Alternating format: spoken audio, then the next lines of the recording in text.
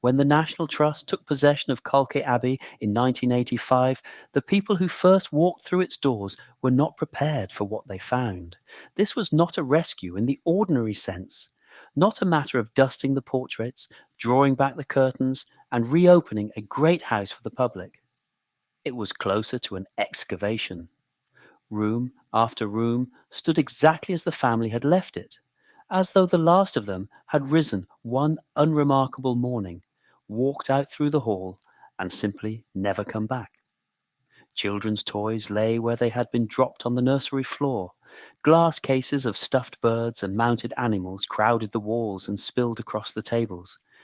Paint peeled from the plaster in long dry curls, and dust lay thick and even on every surface, undisturbed because for the better part of a century almost nobody had been allowed inside to disturb it.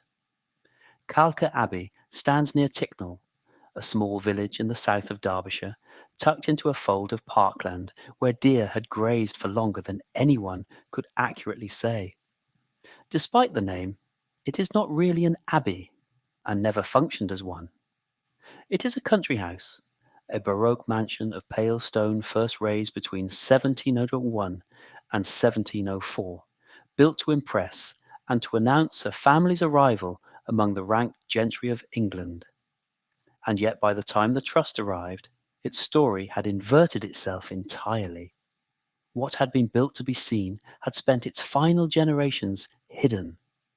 A house designed as a statement had become a place of concealment, and the people who owned it had turned, one after another, into some of the most private and reclusive figures the English countryside ever produced. To understand how a house comes to be frozen like that, you have to go back a long way before the baroque front was ever imagined, back to a younger son with no house of his own and a hard eye for opportunity. His name was Henry Harpur. He was the third son of Sir John Harpur of Swarkstone Hall, and being a third son in that period meant a great deal about what he could expect to inherit, which was very little. The land, the seat, the standing, all flowed by custom to the eldest. The younger sons were left to make their own way through the law, through the church, through marriage, or through the patient accumulation of property. Henry Harpur chose property. In 1622 he acquired the Calke estate, and in doing so he laid the first stone, figuratively, of a dynasty that would hold this ground for more than 300 years. Land alone, however, did not make a man. Rank did, and rank in the early 17th century could be bought. In 1626 Henry Harpur purchased a baronetcy from Charles the First. It is worth pausing on that word, purchased, because it tells you something about how the family understood status from the very beginning. The baronetcy was a relatively new invention, a hereditary title created by the Crown a few years earlier as a means of raising money, and men of ambition and means acquired won the way a later age might acquire a title deed or a controlling interest. Henry paid, and in return he became Sir Henry Harpur, first baronet. The honour was not earned on a battlefield or granted for service at court. It was a transaction, and it would pass down the male line of his descendants for 10 generations, an inheritance handed from one man to the next like a cold key. That image is worth holding on to because it turns out to describe the family better than any coat of arms could. Over the centuries, the Harpurs and their heirs did not so much live in Calke Abbey as retreat into it. The house settled over the family the way a dust sheet settles over furniture in a closed room, softening every outline, muffling every sound, cutting them off from the world outside while preserving underneath everything exactly as it was. Generation after generation, the men who inherited the baronetcy showed a marked and eventually notorious preference for solitude. They shrank from society, from strangers, and in some cases from their own relations.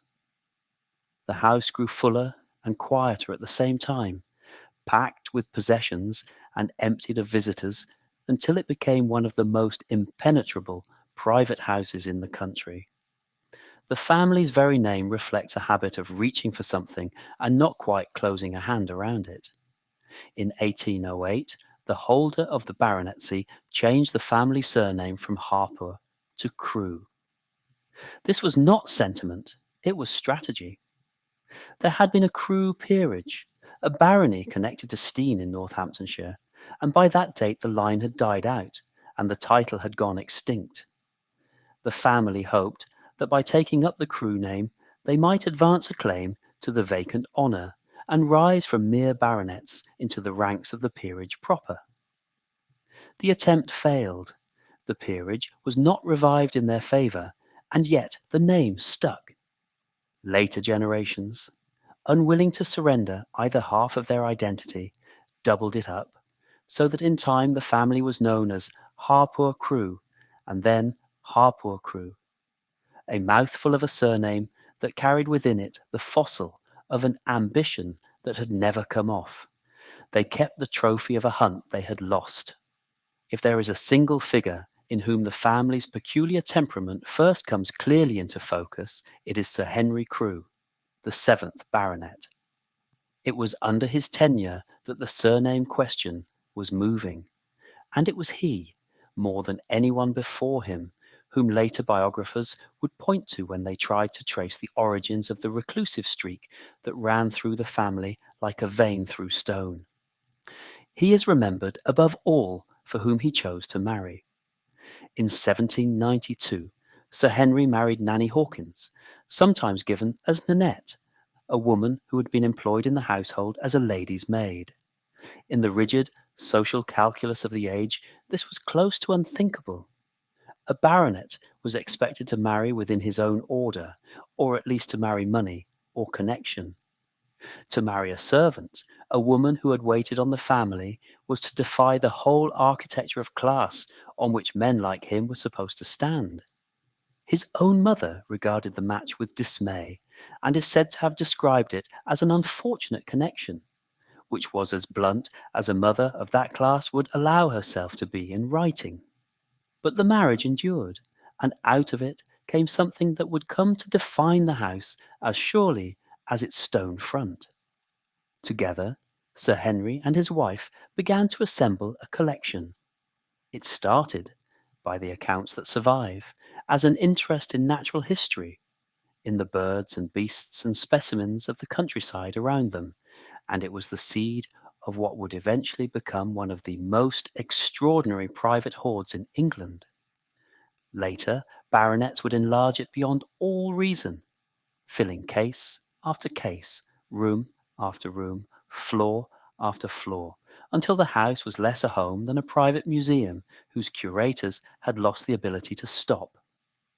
The compulsion to gather and to keep, to bring the outside world indoors in the form of glass eyes and mounted feathers, rather than through the front door in the form of guests, began here, with a baronet and the lady's maid he had married against everyone's advice. Sir Henry's end was as abrupt and as strange as the manner of his marriage. On the 6th of February in 1819, at the age of 55, he was thrown from his carriage. He landed on his head, and the injury killed him.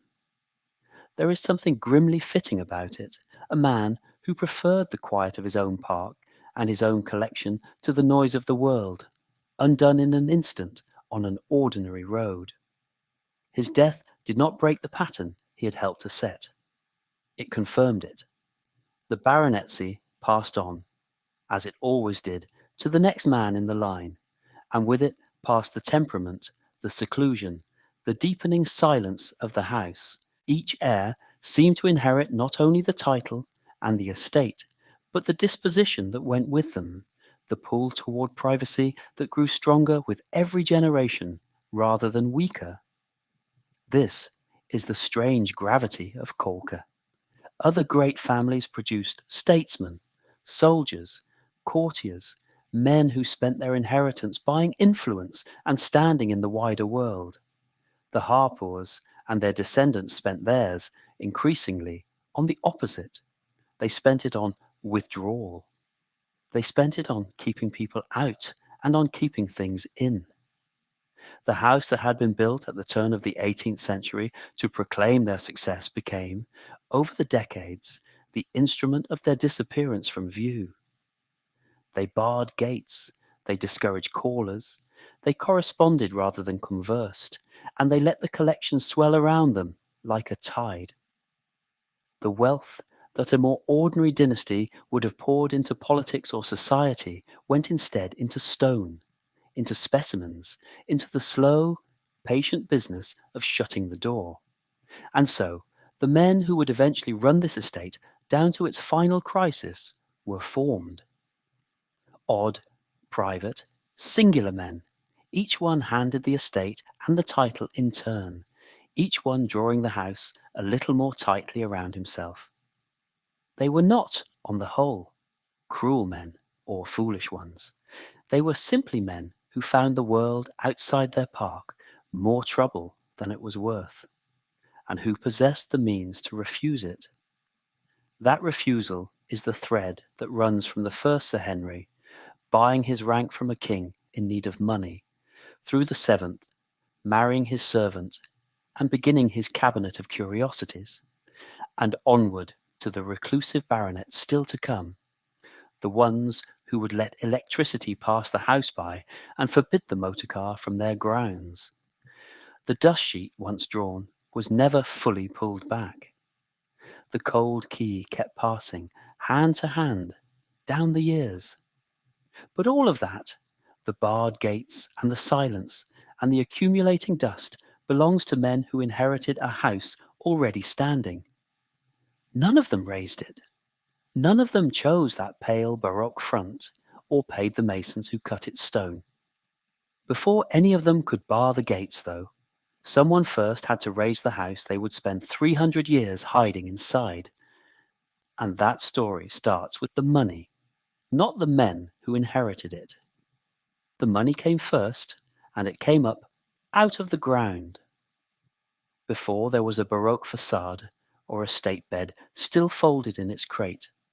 Before the several thousand glass eyes that would one day stare out of cases on every floor, there was land, and the land is the whole of the explanation.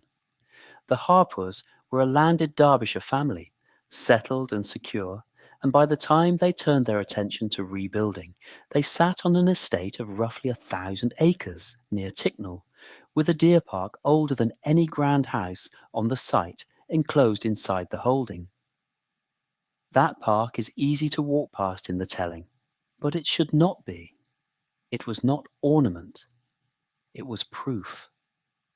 A deer park that predated and adjoined the very ground they meant to build on was the plainest possible sign of an old income, the kind that did not hang on one good harvest or one shrewd marriage, but simply arrived year upon year out of rents and timber and acreage held so long that no living person could recall the purchase of it.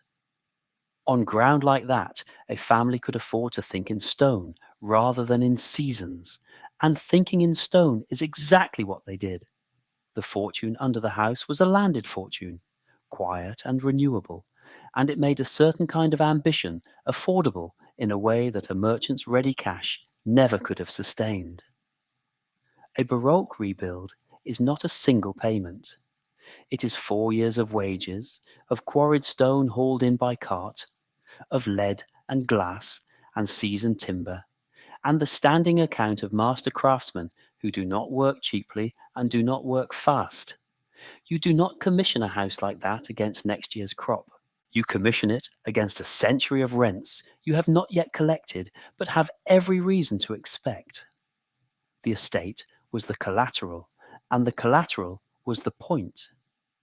Everything that followed, the whole long argument of the house, was underwritten by land that nobody now living in the family had done anything to earn. It was there, and being there, it asked to be spent. The man who spent it was Sir John Harpur, the 4th baronet, and between 1701 and 1704 he pulled down what had stood before and raised in its place the baroque mansion that stands today. 4 years, near enough, from the first stone to the finished shell. The work is attributed in the main to William and Francis Smith of Warwick, a partnership of builder-architects whose name ran through the great houses of the Midlands across those decades. The Smiths were not court celebrities and did not pretend to be. They were provincial masters, men who understood in their hands how a wall carried its own weight and how a roof sat down on it. And the Harpers did not need a fashionable name half so much as they needed a house that would not move once it was up. That is what the Smiths gave them, and they gave it at scale. A block of real size, built square and heavy, and meant to outlast the men who paid for it, which in the end is precisely what it did. That scale went up on old ground. The site itself carried a longer memory than the family that built upon it, because the baroque block was raised where a former priory had stood, the vanished religious house that lent the place the word abbey it has never truly earned as a mansion. There is something fitting in that. A house built to announce a family's standing rows straight over the foundations of an institution that had been dissolved and forgotten. One set of certainties laid flat across another. The new walls did not pause over what lay beneath them. They simply covered it and rose. And the ground that had once held a house of prayer now held a house of display, with no visible seam between the two. And there should be no mistake about what the house was for. It was built to display standing, not to deliver comfort. A baroque country house of that period is a statement long before it is a home. Its business is the front, the symmetry, the way it takes hold of the eye of anyone coming down the drive and tells them, before a single door has opened, exactly who lives here and how long they have lived here and how little they intend to explain themselves to anyone. Warmth, convenience, the small human ease of a place you might actually want to sit in on a wet evening. All of that came a distant second to the impression the house threw from the outside. The Harpers were not raising a refuge. They were raising an argument, and every proportion of the thing was bent toward winning it. An argument is the right word too, because a house like this is settled the way an argument is settled, slowly and by sheer accumulation. Brick laid on brick, course upon course, each day's work another sentence added to a case that took 4 years to make, and was meant to stand 300 more. There is nothing quick about it, and nothing accidental in it. Every cart of stone was one more line in the same patient assertion, until the assertion was simply there, immovable, a claim you could not talk back to because it had already been settled in stone before you were born to see it. But a family cannot rebuild itself in every generation. And once the house was finished, the ambition that had raised it did not go quiet. It turned inward. In the generations that followed, the same appetite that had gone into walls and windows and the great baroque front went instead into things, into acquisition, into the slow filling of the very rooms the Smiths had built. The natural history collection began modestly enough with the 7th baronet and his wife, a shared enthusiasm for the stuffed and the preserved, a cabinet or two of curiosities. Then it found in Sir John Harpur Crewe, the 9th baronet, who lived from 1824 to 1886, a man willing to make it enormous. He greatly expanded what his grandparents had started, adding stuffed birds and mammals, fish and fossils, until a private interest had swollen into something much closer to a museum that had no public, no catalogue, and no walls of its own, held loose inside a family home. Under the generation that came after him, the appetite stopped being a hobby and became the defining fact of the building. By the time the collection reached its full height, several thousand specimens were crammed across every floor of the house. Room after room surrendered to cases and drawers and mounted birds. The space meant for living steadily, given over to the preserved. The house had been built to display a family's standing, and it ended by displaying its obsessions instead. If you want to picture what 100 years of that does to a place, picture sediment. The collection settled floor by floor the way silt settles in still water, layer over layer, each generation laying down its deposit on top of the last, until the rooms were not so much furnished as filled. Packed to the plaster with the accumulated evidence of an ambition that had nowhere left to go but inward and downward into the fabric of the house itself. And not everything that came in was ever even unpacked. The single most extraordinary object under that roof spent its whole existence inside a box. A set of Chinese silk hangings, a state bed made around 1715, and probably intended for George I himself, came into the family's possession in 1734, an object of the very first rank, the sort of thing a great room is designed around. It was never once hung. It came in, it was set aside, and it stayed set aside, folded away in its packing chest while the generations passed above it and around it. A bed fit for a king, owned purely for the fact of owning, and not made up for a single night in all the years the family held it. That one fact tells you more about the temper of the place than any inventory ever could. The Harpurs did not acquire in order to use. They acquired in order to have, and having, for them, was always enough. By the closing years of the 19th century and the opening years of the 20th, all of it had come to rest in one house. The land that had paid for it, the 4-year baroque shell the Smiths had raised over a vanished priory, the thousands of specimens layered into every room, the king's bed still folded and untouched in its crate. 300 years of money and ambition and acquisition gathered under a single roof and answerable, in the end, to a single name. By December 1924, the whole of it, the baroque shell, finished in 1704, and the thousands of specimens crammed into every room, balanced on the life of one man of 78 who had already buried his only son. By December 1924, the whole of it, the baroque shell, finished in 1704, and the thousands of specimens crammed into every room, balanced on the life of one man of 78 who had already buried his only son. That is the sentence the house cannot escape, and it is worth staying with the word buried, because the crisis at Calke did not begin with the death of the old baronet. It began 3 years earlier, in a quieter grave, with the death of the young man who was supposed to inherit everything and carry the name forward.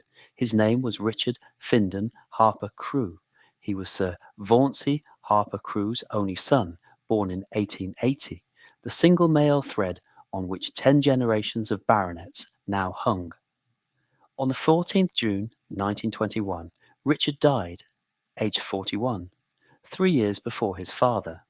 There was no younger brother waiting behind him, no cousin in the direct male line, no second son held in reserve the way great families so often held them. There was only Richard, and then there was not. Think of what that meant inside a house built entirely around succession. The Harpurs had bought their baronetcy from Charles I in 1626 precisely so that it could be handed down, father to son, an unbroken chain of Sir Henrys and Sir Johns and Sir George reaching across 3 centuries. That chain was a physical thing at Calke. It hung in the portraits on the stairs. It was written into the deeds and the entail and the very idea of the estate. And on that day in June 1921, it did not so much break as snap. Cleanly and without warning, the male line snapping like a dry twig held too long in a cold hand. Vauncey outlived his heir by 3 years and 5 months. We know very little about what those years were like for a man already famous for his solitude, a man who wrote letters to his own daughters rather than speak to them across a room, who had barred motor cars from his 1,000 acres and refused to let electric light into his house. What we do know is that he now had no answer to the oldest question a great estate asks: when you are gone, who holds it? For Vauncey, there was no longer a satisfactory answer, only daughters, and a title that could not pass to them. On 13th of December 1924, Sir Vauncey Harpur Crewe, 10th Baronet, died at Calke Abbey. He was 78 years old, and with him something ended that had lasted since 1626. The baronetcy, the honour purchased from a king nearly 300 years before, became extinct. 10 generations of baronets, and then none. There would be no 11th. The title that had defined the family, that had sat at the head of every legal document and every letter and every carved inscription, simply ceased to exist at the moment of his last breath. The line the house had been built to serve was over. The estate itself did not vanish with the title, and this is the crucial distinction. A baronetcy could only pass through male heirs, so it died with Vauncey. The land, the house, and the vast hoard of collected things inside it could still pass to a daughter. And so they did. Vauncey and his wife Isabel had 5 children, 1 son and 4 daughters. And it was the eldest daughter, Hilda, who now stepped into the wreckage of the succession. By 1924, she was no longer simply Hilda Harpur Crewe. She had married, and she came to Calke as Mrs. Godfrey Moseley, a woman inheriting a house that had never been designed to be inherited by a woman. What Hilda inherited was not only rooms and acres, it was a bill.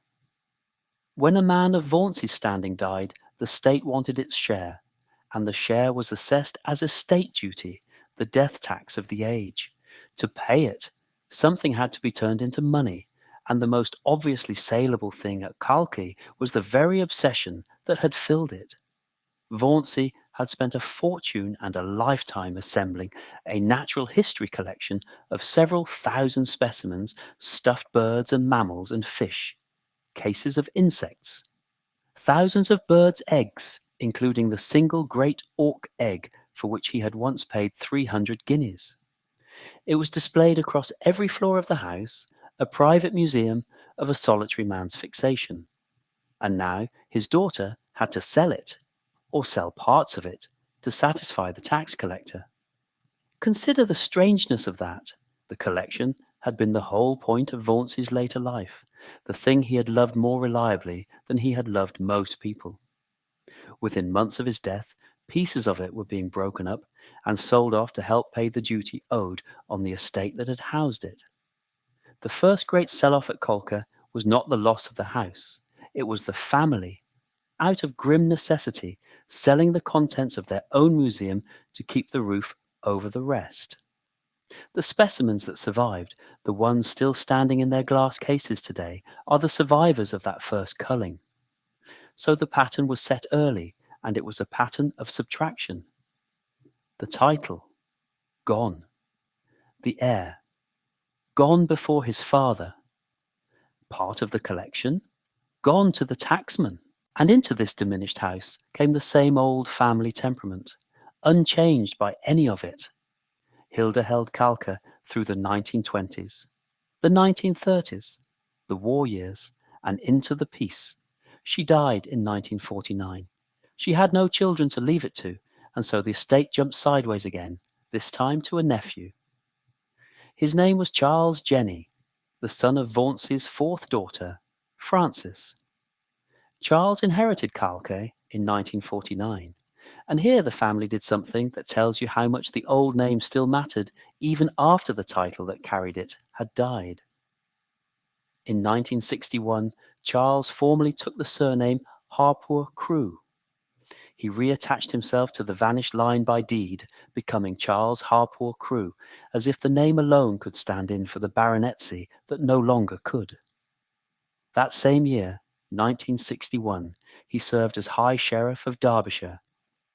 the one moment his private life brushed against public office. But public office was the exception, not the rule. And Charles was in every other respect a true heir to Vauncey's instinct for the shut door. He never married. He lived alone at Calke, and under him the house became, in the phrase that has attached itself to him ever since, one of the 2 or 3 most impenetrable country houses in England. For 32 years, from 1949 until his death, Charles kept Calke sealed. No electricity had been wanted by Vauncey, and little had changed. The house was not opened, not modernised, not shown. It simply persisted, dark and full and untouched, while the 20th century roared past its locked gates. The rest of England built motorways and television aerials and supermarkets. Calke stayed folded in on itself like something asleep. 32 years is a long freeze. Charles held the house longer than Hilda had, longer in seclusion than almost anyone, and the effect was a kind of preservation by neglect. Nothing was thrown away because nothing was reviewed. Rooms filled and were shut and were not opened again. The dust that the National Trust would later spend hours a day managing began its long settling in these decades, under a bachelor who saw no reason to disturb the accumulated weight of 4 generations. If Vauncey had frozen the house in his lifetime, Charles kept it frozen for a further 32 years after his aunt, and the ice only thickened. Then, on the 2nd of March 1981, Charles Harpur Crewe died suddenly. He was 63. According to press accounts repeated in the years since, he was out in the park at the time, setting mole traps, and it is worth being honest that this detail is a newspaper anecdote rather than anything the National Trust has confirmed. It has a certain fitness, the last impenetrable squire dropping in his own grounds while tending to vermin, but fitness is not the same as fact, and it should be carried as a reported story, not a documented one. What is documented is the date and the age and the suddenness. A man who had guarded Calke against the world for 32 years was gone in an afternoon. And with a sudden death came once again a bill. This was the second great crisis of the house, and it was of a different order of magnitude than the first. When Vauncey died in 1924, estate duty had cost the family part of a collection. When Charles died in 1981, the tax was reckoned in millions. The death duties demand triggered by his death was reported at approximately £8 million, levied against an estate reportedly valued at somewhere near 14 million, though that 14 million figure rests on a single source and should be held loosely. The 8 million is the harder number, corroborated across more than one account, and 8 million is the figure that would decide the fate of the house. Charles had no children either, so Calke jumped one more time, sideways again, and this time to his younger brother. Henry Harpur Crewe, born in 1921, the same year young Richard had died all those decades before, inherited the estate and the tax bill together in 1981.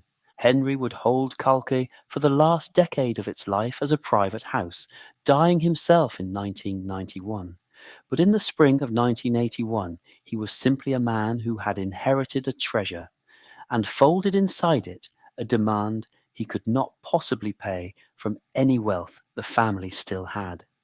That is the shape of the thing to hold in your mind as this pass closes. Picture the demand not as an abstraction, but as a physical object arriving at a house that had spent 60 years refusing to open its doors. The death duties demand landing like a bill slid under a locked door, pushed across the threshold of a family that had made a religion of keeping the outside world out. For once, the locked door was no defense. You cannot refuse to open a tax assessment the way you can refuse to open a house to visitors. The number was the number. £8 million against a family whose fortune had been slowly subtracted since 1924, since the mail line snapped, since the first sales, since 3 decades of a bachelor letting the dust settle rather than the money grow. The demand that reached Henry Harpur Crewe in 1981, some £8 million, was larger than any surviving Harpur Crewe fortune could meet. And clearing it would mean surrendering the house itself. The demand that reached Henry Harpur Crewe in 1981, some £8 million, was larger than any surviving Harpur Crewe fortune could meet. And clearing it would mean surrendering the house itself. There was no reserve left to draw on, no distant coal seam or unsold acreage that had not already been spent or sold in the long retreat of the family. Henry, who had inherited the estate on the sudden death of his brother Charles in that same year, was the last of a line that had made secrecy a way of life. And now the most private house in England was going to have to open its accounts to the state. The choice in front of him was stark. He could watch the collection broken up piece by piece and sold, as his Aunt Hilda had begun to do after 1924. Or he could give the whole thing away and keep it whole. Across 1984 and 1985, he chose the second course. Henry Harpur Crewe negotiated the transfer of Calke Abbey, its collections, and part of the surrounding estate to the National Trust, handed over in lieu of the death duties that had fallen due. It was not a sale in the ordinary sense. The house and its contents were accepted by the nation to settle the tax, and a government endowment was attached to the arrangement so that the trust would have the money to keep the place standing. In one set of signatures, the estate that the Harpurs had held since 1622, that they had bought a baronetcy to crown and rebuilt in baroque stone between 1701 and 1704, passed out of the family's hands and into the keeping of the public. What the family could no longer afford to own, the country agreed to hold. Then the National Trust walked in and began, room by room, to see what it had taken on. And here the story of Calke turns from a story of decline into something stranger, because the house the Trust found was not a ruin and not a museum. It was a house that had simply stopped. In one of the storerooms, the Trust made the discovery that has come to stand for the whole place. Folded in its original packing chest, exactly where it had been left, was a state bed hung with Chinese silk. The hangings had come into the family's possession in 1734, silk likely made around 1715, for George I himself, and thought to have arrived as a wedding gift for Lady Caroline Manners on her marriage to Sir Henry Harpur. In the 251 years since, through 10 generations of Harpurs and Harpur Crews, through every change of fortune and name, that bed had never once been hung. The silk had lain packed in its chest, untouched by daylight, its colours preserved precisely because no one had ever bothered to use it. When the Trust lifted it out in 1985, it was looking at a piece of the reign of the first Hanoverian king that had spent its entire existence waiting in a box. That single object told the Trust everything it needed to know about how to treat the house. A bed unopened for 2.5 centuries could not be honestly displayed in a restored and repainted room, because the truth of Calke was the untouching itself. So from 1985, the Trust made a decision that ran against the whole instinct of the country house business. It chose to arrest decay rather than to restore. The work at Calke would stop the rooms from getting worse. It would not make them look new. Damp would be halted where it threatened the fabric, but the peeling would not be papered over. Ceilings would be held up, but not repainted into freshness.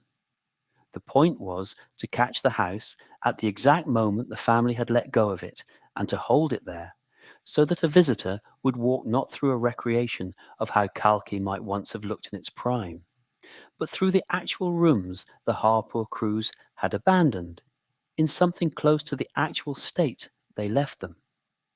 The former Member of Parliament, Edwina Currie, describing what the Trust had preserved, called it a perfect, undisturbed time capsule of Victorian life. And the phrase fits, because nothing had been staged.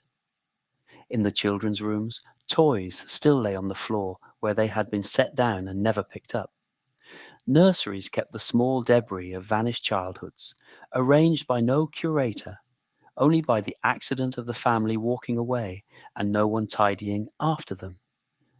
Elsewhere, the natural history collection that Sir Vauncey Harpur Crewe had spent a lifetime and a small fortune amassing. The thousands of stuffed birds and mounted mammals and cases of eggs and insects stood exactly where it had accumulated, spread across every floor of the house as it had been in his day. The trust did not gather it into a single gallery or thin it out. It left the taxidermy where the collectors had crammed it, so that even now the specimens press in on the visitor from the walls and the tables and the floor, a household that had slowly filled with the dead. The grounds carry the same quiet strangeness as the rooms, and they hold at least one oddity that says as much about the family temperament as any anecdote inside the house. Running underground from the kitchen gardens is a tunnel built in 1816, stone-lined and 64 metres long, listed Grade 2 in its own right. Its purpose was not drainage, or storage, or defence. It was built so that the gardeners could move between the walled gardens and the grounds without ever being seen from the windows of the house. The labour that kept Calke beautiful was to be invisible to the people who lived there, hidden below the surface of the very lawns it tended.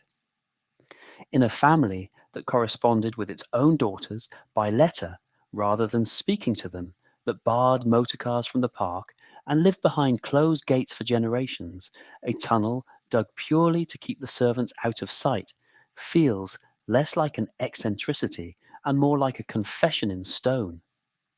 This is the house that stands near Ticknall today. A visitor who comes now does not find a polished stately home with its silver gleaming and its walls hung fresh. They find dim rooms with the shutters half drawn to protect what light would fade, and paintwork that has lifted and cracked and been left to lift and crack. They find the taxidermy still spread across the floors and surfaces, the great accumulated menagerie of a man who paid 300 guineas for a single great auk egg and never stopped buying. They find the unopened bed and the toys and the tunnel and the sense everywhere of a household interrupted rather than closed down. And they find that the family whose absence fills every room did not vanish long ago into the far past. Henry Harpur Crewe, the man who signed the house over so that it could survive, lived on at Calke after the handover and died in 1991, only a few years after the trust took possession. The last of the line saw his home become the nation's, and then he too was gone, and the arrested house went on standing without him. What the trust has done, and gone on doing, is a kind of care that looks from the outside like neglect, and is in fact its opposite. Every surface left peeling has been deliberately left. Every stop clock of a room has been deliberately stopped.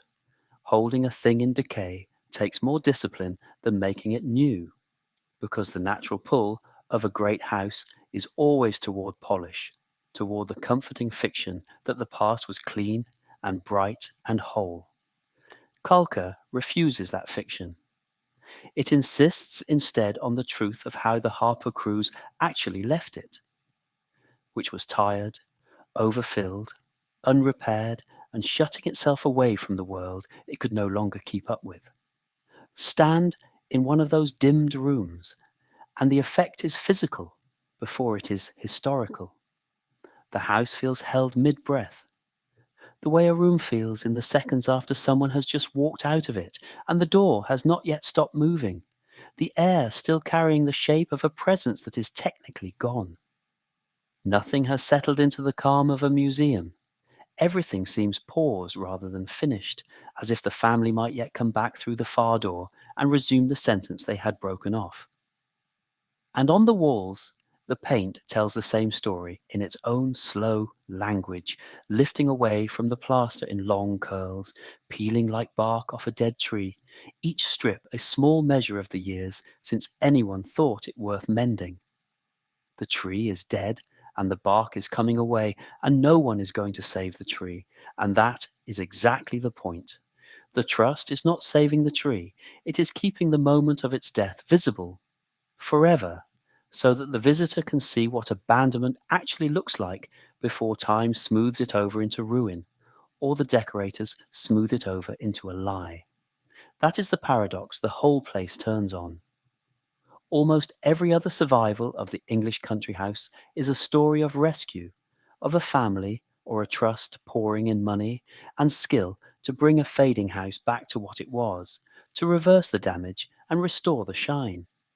Calke was offered that path, and it was refused on purpose in 1985. The rooms were not returned to their splendour because their splendour was never the truth of them.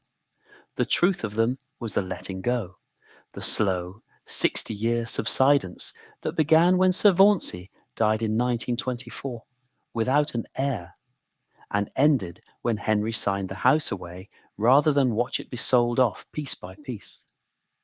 To restore Calke would have been to erase the very thing that makes it worth crossing the county to see.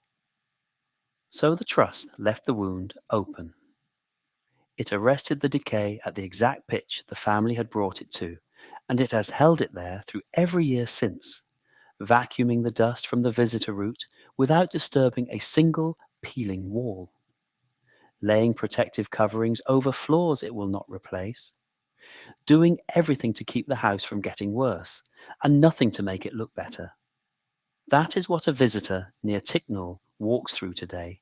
Not a house that was rescued and made new, but a house caught in 1985 in the act of being abandoned and deliberately held there ever since.